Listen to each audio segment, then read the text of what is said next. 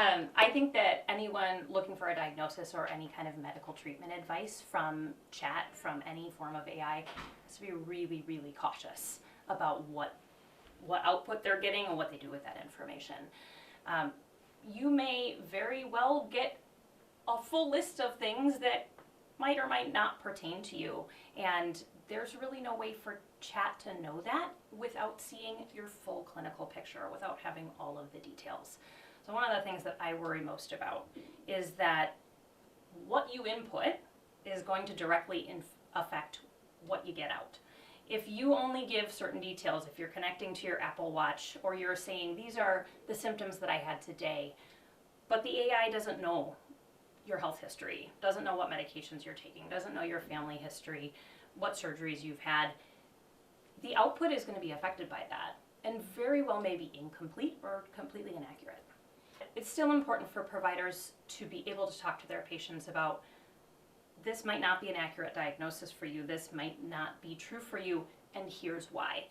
And why I think we're able to do that is because we've formed a relationship with these people.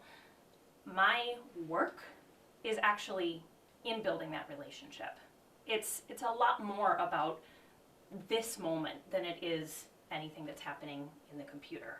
And so if I'm able to talk to my patient after we've developed trust and rapport, that is going to lead to action for them. And I think that's going to be much more powerful, hopefully always, than any tool that they can input online. I think it's also really important to question what's under the hood. So what we don't see and what is not as transparent, I think, to consumers as it should be, is how was that foundation of the AI made? What data went into training it? We really have to question the bias that was input.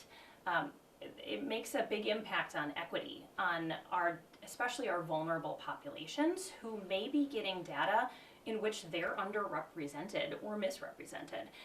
Chat could also be using old data that we have newer research that's just not populating into its search engine and its model.